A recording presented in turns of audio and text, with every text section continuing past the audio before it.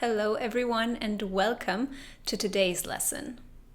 You have already built quite a vocabulary of chords. You know chord 1, 1-6, 5, 5-6 and 7-6.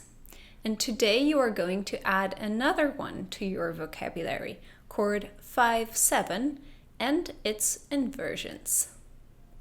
You should now think, but wait a minute, I already know chord 5-7 and how to invert it. And you are absolutely right, because we talked about 5-7 and how to invert it in our review of fundamentals. So what we are going to do today is observing and learning how chord 5-7 and its inversions behave in 4-part harmony. Let's go ahead and get started.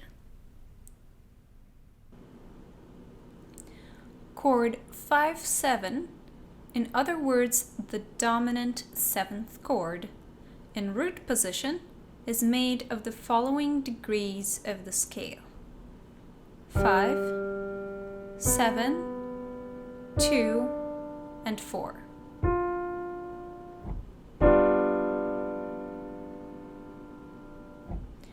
Just like a regular dominant, it is perfect for an authentic cadence, but it is not good for a half cadence. So if you want the end of your piece to sound even more concluding and definitive, you should use chord 5-7 and resolve it onto the tonic.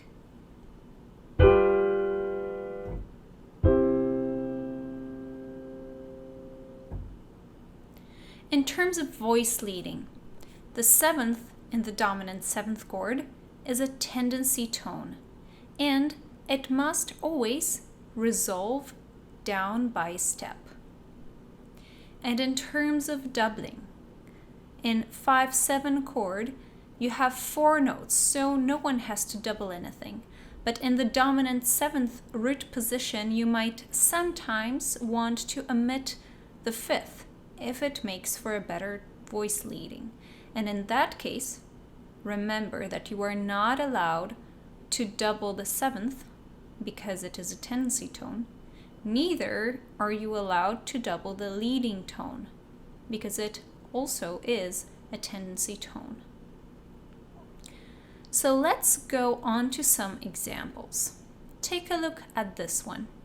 We have a beautiful stepwise soprano line going from the 5th down to the 1st degree of the scale.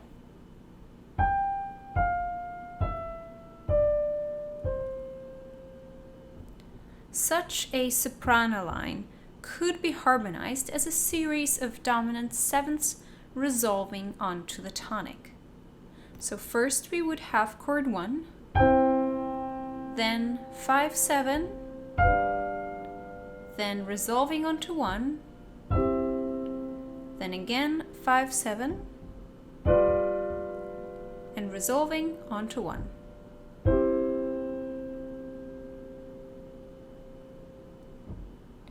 Now take a look at this example. Here, our soprano moves from the 3rd degree up to its neighbor, which is the 7th of the 7th chord. And then it goes back down home to the 3rd degree of the scale. And this soprano line could be harmonized like this.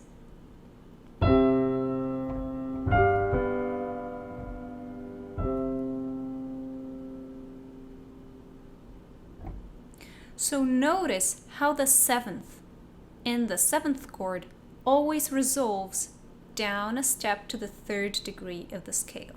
7th is here in the soprano, and it goes down to the 3rd degree of the scale.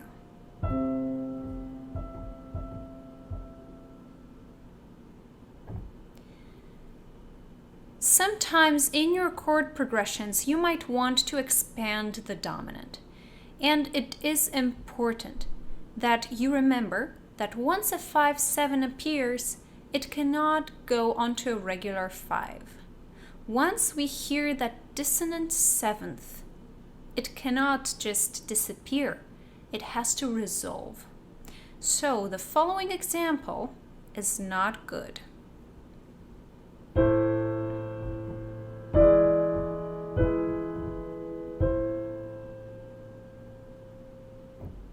It is not good because we have heard that seventh in the dominant seventh chord. The seventh is in the soprano. And then it just disappeared because we moved on to a regular triad.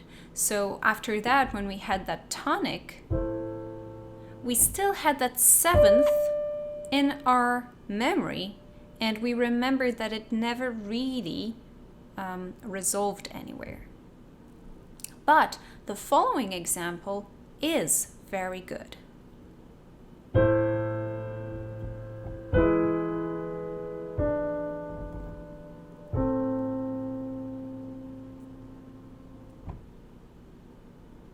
So if you have 5-7 followed by a regular 5, that is not correct. But if you have a regular 5 followed by 5-7, that is very good. Let's go on to part 2 of this lesson, in which we're going to talk about the inversions of 5-7. What is their function? In general, the inversions of 5-7 allow you to expand the tonic at the beginning of a phrase. They allow you to create stepwise bass lines, and they can also act as a soft dominant, so your cadence doesn't sound as final as it does when you use a 5-7 root position chord. So let's start with the first inversion first. It is made of the following degrees of the scale: 7, 2, 4, and 5.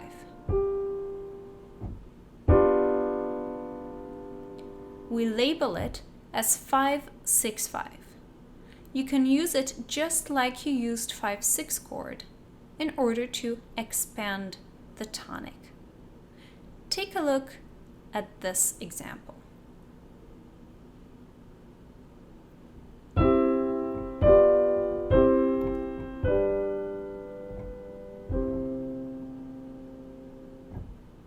And the same example in minor.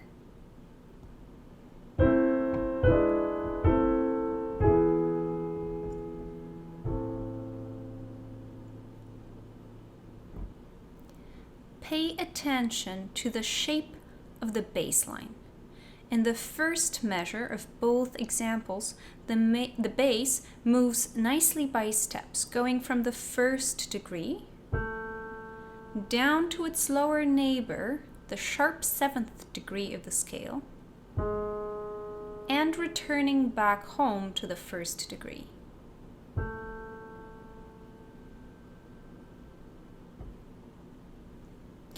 Now let's move on to the second inversion of 5-7 chord. We label it as 5-4-3.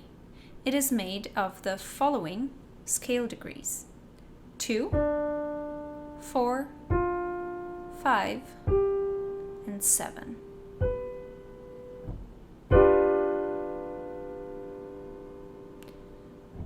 Just like chord 7-6, it has the second degree of the scale in the bass. So it functions to expand the tonic harmony whenever you have a bass shape like this: 1, 2, 3, or 3, 2, 1, or 1, 2, 1, or 3, 2, 3. So whenever you have these bassline shapes, you could harmonize them as a tonic expansion, and you could use 5-4-3 in between the two tonics. So let's now see how and hear how we could harmonize these bass lines using 5-4-3 chord. So the first bass line was the first, second, and third degrees of the scale. And let's hear the harmonization. And then we can have a 5/7 and resolve it onto 1. And the same bass line could be harmonized in a different way, like this.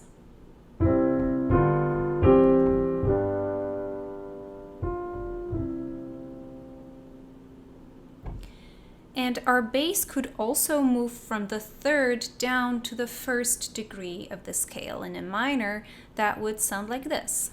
3, 2, 1. So let's hear the harmonization of this bass line.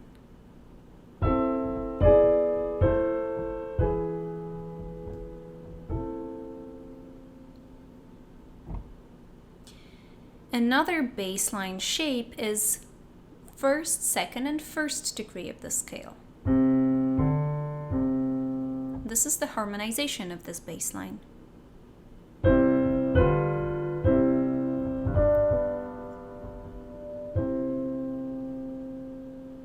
And finally, we can have a bass line that goes 3rd, 2nd, and 3rd degree of the scale. And this is the harmonization.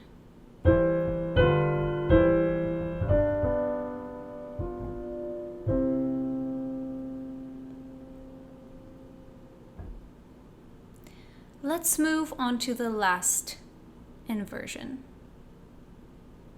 We label it as 5/2.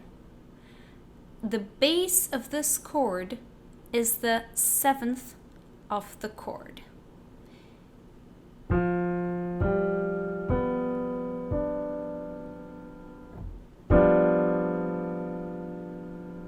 And the degrees of the scale that this chord is made of are 4, 5, 7, and 2. So as I said, the base of this chord is the 7th of the chord, which we know is a tendency tone, and it must resolve down to the 3rd degree of the scale. And this means that the chord that will always follow 5/2 is 1/6. So after the dominant in the 3rd inversion, you will always have to have the tonic in the 1st inversion. Let's take a look at this example, and I'm going to play it in a minor key. And the purpose of this example is to show you what happens when we use that 5/2 chord. So let's say that I want to expand my tonic first. So I'm going to go from the tonic. I'm going to expand it through 5/6/5. Then I'm going to go back to the tonic. Then I'm going to go to chord 5, just a regular triad. I'm going to add a 7th in one of the inner voices in my alto. And then I'm going to resolve the dominant onto the tonic. Let me play this example again for you without my talking.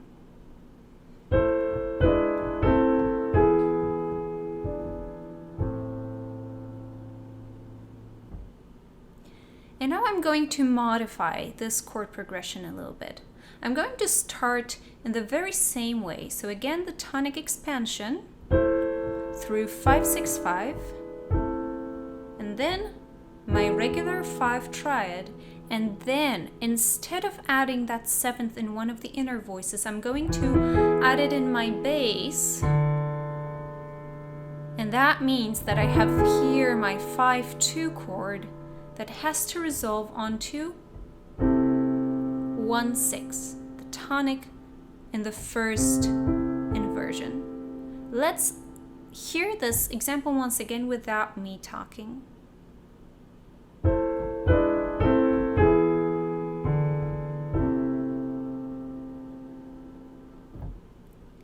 And now listen to the first version of this example and the second version of this example and try to compare them.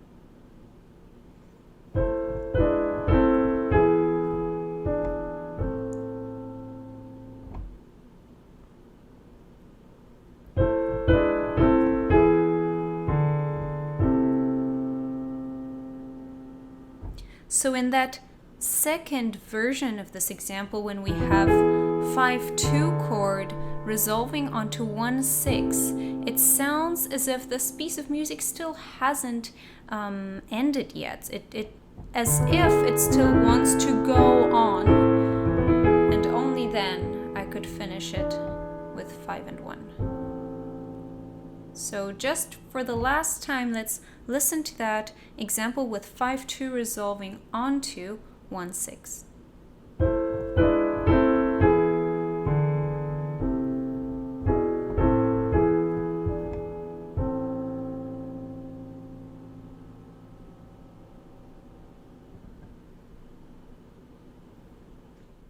Congratulations! You have observed and listened to how chord 5-7 and its inversions behave in 4-part harmony. Don't forget to move on to the next parts of the lesson in which you will be able to use that knowledge in practice. Congratulations!